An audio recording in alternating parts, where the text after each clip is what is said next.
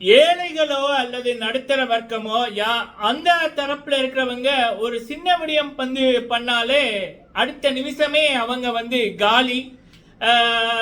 அது அவங்கள தேடி பல பேர் போவாங்க. அப்படி பண்ணாத இப்படி பண்ணாத அப்படின்னுவாங்க. ஆனா பணக்காரங்க அதிகாரத்தில் இருக்கிறவங்க பண்ணா அதெல்லாம் அவங்களுக்கெல்லாம் அந்த சட்டம் அந்த ரூல்ஸ் அதெல்லாம் இல்லையா அப்படின்ற மாதிரி தான் எனக்கு இருக்கு. முத்துக்குமாரன் அவர்கள் பிக் பாஸ் முடிஞ்சதுக்கு அப்புறம் அவர் போட்ட வீடியோக்களா இருக்கட்டும், அவர் போன இடங்களா இருக்கட்டும், அது ஒரு பாடமா இருந்தது. கோயிலுக்கு போயிருந்தாரு, முருகன் கோயிலுக்கு போயிருந்தாரு, பெற்றவர்களோட கொண்டாடி இருந்தாரு. அது எல்லாத்தையும் விட அஜித்குமார் அண்ணா அவர்களுக்கு விருது கிடைத்ததுக்கு வாழ்த்தின அதே செய்தியோட தலைக்கவசம் ரொம்ப முக்கியம், தலைக்கவசம் போடாம 2 இளைஞர்கள் ஒரு ஊர்ல இழந்துட்டாங்க. அஜித்தண்ணா போல என்னுடைய பிள்ளை வருவான் அப்படின்னு இருந்த தாயோட கனவு அது கனவாவே போயிட்டு அப்படின்னு அப்படியே ஒரு வீடியோ போட்டவர் முத்துக்குமரன். ஆனா இன்னொரு பக்கம் என்ன அப்படின்னா, இந்த ராயன், சௌந்தர்யா, ஜாக்குலின் இந்த 3 பேருமே இரவு கார் ஓடிக்கொண்டிருக்காங்க. ராயன் கார் ஓடுறாரு, பக்கத்துல ஜாக்குலின், பின்னால சௌந்தர்யா. அது கார் ஓடுறாங்க, கிளியரா தெரியுது. அது இங்க சைட்லாம் மூவ் ஆகுது. நான் கேள்விப்பட்ட வரைக்கும் கார் ஓடைக்குள்ள அந்த நபர் போனே பேசக்கூடாது அப்படின்னுவாங்க. இப்ப ராயன் அந்த வீடியோல இப்படி அவருடைய கண்ணசைவுகள் அந்த கேமரா பக்கம் வருது. ஜாக்லின் பக்கத்துல இருந்துட்டு இப்படி இப்படி பண்றாங்க. சௌந்தர்யாவை இப்படி டிஸ்ட்ராக்ஷன் மாதிரி பண்ணி கொண்டிருக்காங்க. இது தப்பு. மனிதர்கள் மட்டுமல்ல, விலங்குகள். இந்த உலகு எல்லாருக்கும் தான் சமம். அப்ப விலங்கு அடிபட்டாலும் அது மிகப்பெரிய பாவம் தான், மனுஷன் அடிபட்டாலும் மிகப்பெரிய பாவம் தான். ஏழைகளோ அல்லது நடுத்தர வர்க்கத்தில் இருக்கிறவங்களோ தப்பு பண்ணா தூக்கி உள்ளுக்குள்ள போட்டுருவாங்க. ஆனா பணக்கார வர்க்கம், அதிகார வர்க்கம் இவங்க பண்ணா அது கண்ணும் காணாம அப்படியே தொடச்சி விட்டு போயிடுவாங்க. அப்படி நடந்த பல கதைகள் உண்டு. பிக் பாஸ்லயே ஒண்ணுமே பண்ணாம ரன்னரா வந்த நபர் தான் இந்த சௌந்தர்யா. ஸோ அப்படி இருக்கக்குள்ள தயவு செய்து நீங்க வீடியோ போடுறேன்னா எங்க வேணும்னாலும் போய் போடுங்க. நீங்க அதனால கெட்ட பேர் எடுக்கிறீங்களோ நல்ல பேர் எடுக்கிறீங்களோ அதை பற்றி பிரச்சனை இல்லை. ஆனா ஒரு விலங்கோட உயிரையோ இல்லை மனுஷனோட உயிரையோ அல்லது அடியோ எதுவோ யாருக்கும் பாதிக்காத மாதிரி போடுங்க. இன்னொன்னு, நீங்க பண்றத பார்த்துட்டு பல பேர் நாளைக்கு ரோட்ல போவைக்குள்ளேயும் இப்படி இப்படி கார் ஓடிக்கொண்டு பைக் ஓடிக்கொண்டு வீடியோக்கள் போடுவாங்க.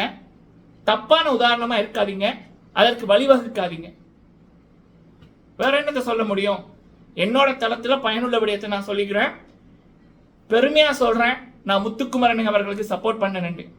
இதனாலதான் இத்தனை கோடி மக்கள் அவருக்கு ஓட் போட்டாங்க. இந்த சௌந்தர்யா, ஜாக்லின், ராயனால அவருக்கு கிட்ட கூட வர முடியல.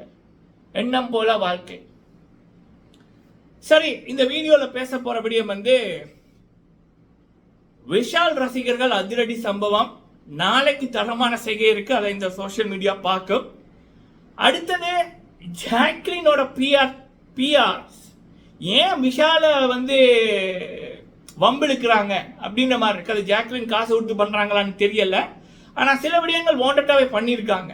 அது பற்றி ஒரு பார்வை. சரியா? அடுத்தது பாத்தீங்க அப்படின்னா, சாச்சனா அவர்கள் எனக்கு தெரிஞ்சு முதல் ஜங்கஸ் கான்டெஸ்டன்ட் இந்த விடயத்தை பண்ணியிருக்காங்க தமிழ் பிக் பாஸ்ல. அது என்ன அப்படின்றது. அடுத்தது அன்ஷிதா அவர்களுடைய தரமான செய்கை. சரிங்களா? இந்த விடயத்தை இந்த வீடியோல பார்க்கலாம். ஃபர்ஸ்ட் பாத்தீங்க அப்படின்னா, விஷால் அவர்கள் நாளைக்கு அவருடைய பாடல் 31ஆம் தேதி ரிலீஸ் ஆகுது.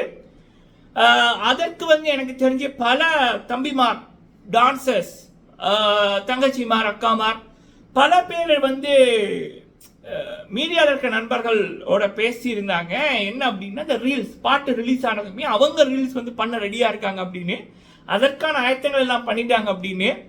இது கவின் அவர்களுடைய அந்த ஆஸ்க் மோரோ பாட்டு வந்துச்சு.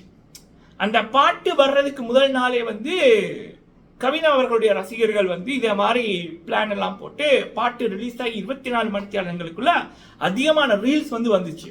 அந்த ஆஸ்க் மோரோ, அதுக்கு இன்னாமையில், அந்த பாட்டுக்கு இதெல்லாம் சொல்லி அடிச்சாங்க. அதுக்கப்புறம் எனக்கு தெரிஞ்சு வேற யாருக்குமே ஒரு பிக் பாஸுக்குள்ள போன ஒரு போட்டியாளருக்கு இல்ல வளர்ந்து வர்ற ஒரு நடிகருக்கு இப்படியான சம்பவங்கள் நடக்கல. எனக்கு தெரிஞ்சு நாளைக்கு விஷாலோட ரசிகர்கள் தரமா பண்ணுவாங்க. தெரிக்க விடுங்க மக்களே. ரீல்ஸ் எல்லாம் சும்மா பறக்கணும். சரிங்களா? அதோட அப்படியே நம்ம தொடர்ந்து கொடுக்கணும். இது ஒரு வீடியோ. இன்னொன்று வந்து ஜாக்லின் நிறைய விடயங்கள் வருது மக்களே. ஜாக்லின் அவர்களுக்கு ஒரு சிம்பதியை கிரியேட் பண்ணுறதுக்கு தான் பிளான் பண்ணி அவங்க மெதுவாக ஓடினாங்க. ஆல்ரெடி மெடிக்கல் ரூமுக்குள்ள இருந்து அவங்களுக்கு தகவல் போச்சு, நீ மெதுவாக ஓடு, உன்னை இப்படி வெளியில் அனுப்புவோம், அதன் மூலம் உனக்கு ஒரு சிம்பதி கிடைக்கும் அப்படின்ற மாதிரி. சரி அதை விடுங்க, அது உண்மையோ பொய்யோ சரி விடுங்க. வெளியில் வந்ததுக்கு அப்புறம் ஈவன் தர்ஷிகா விடயத்தில் கூட மாமா வேலை பண்ணது ஜாக்லின் தான்.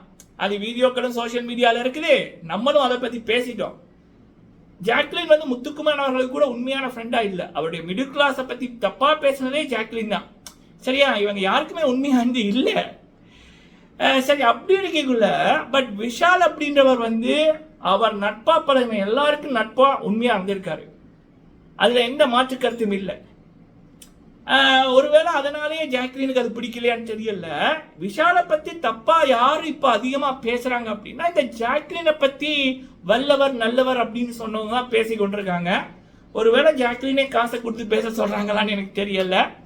ஒன்னே ஒன்று தான் சொல்கிறேன், ஜாக்லின் அவர்களும் சரி, அவங்க இந்த கோவா கேங் இருக்குல்ல, அவங்க பண்ணுற எல்லாமே தப்பாக தான் இருக்கு. அந்த நைட்டில் கார் ஓடிக்கொண்டு ரீல் போட்டது அதெல்லாம் தப்பு.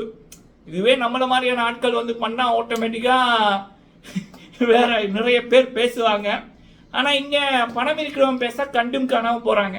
எப்படி ஒன்றுமே பண்ணாமல் ரன்னருக்கு போனாங்கல்ல சௌந்தர்யா, அதே மாதிரி தான் இருக்கு. ஸோ அப்போ பார்க்க முடியுது ஜாக்லினோட பிஆர் டீம் தான் வந்து விஷாலை வந்து சீண்டி கொண்டிருக்காங்க. எது வரைக்கும் சீண்ட போறீங்க அப்படின்னு தெரியல. நாளைக்கு விஷால் தான் ட்ரெண்டிங்கில் இருப்பார். அடுத்த மாதம் விஷால் அவர்களுடைய படத்தோட அப்டேட் வருது. இப்படியே நீங்கள் அவரை வீழ்த்தணும் அப்படின்னு வச்சிங்கன்னா ஜாக்லின் காணாமல் போயிடுவாங்க. விஷாலை ஒழிப்பதற்கு பயன்படுத்துகிற இந்த காசை உங்களுடைய வளர்ச்சியை பயன்படுத்துங்க. இந்த காரில் போய் ரீல் போடுறது அதெல்லாம் விட்டுட்டு உருப்படியாக ஏதாவது பண்ணுங்க, பயனுள்ளதாக பண்ணுங்க. முத்துக்குமார் அவர்கள் ஒரு வீடியோ போட்டார்ல, அதே மாதிரி ஏதாவது உருப்படியாக பண்ணுங்க. இல்லை விஷாலை போல ஏதாவது ஒரு ஆல்பம் ஏதாவது பண்ணி ஏதாவது பண்ணுங்க. பார்க்குறவங்களுக்கு ஒரு மோட்டிவேஷனாக இருக்கணும், வேற மாதிரி இருக்கக்கூடாது. சரி, இது ரெண்டாவது விடயம். அடுத்தது வந்து பார்த்தீங்க அப்படின்னா ஜங்கஸ் கான்டெஸ்டன்ட் சாச்சன் அவர்கள். இதற்கு முதல் தமிழ் பிக் பாஸ்ல ஜங்கஸ் கான்டெஸ்டன்ட் அப்படின்னு போனவங்க எல்லாம் வந்து பிக் பாஸ் முடிஞ்சதுக்கு அப்புறம் தலைமறைவாக தான் ஆயிருக்காங்க. சீசன் 7லயே ஒருத்தங்க போனாங்க, அவங்க இப்போ வரைக்கும் தலைமறைவாக தான் இருக்காங்க. நிக்ஷனோட பேசப்பட்டாங்க.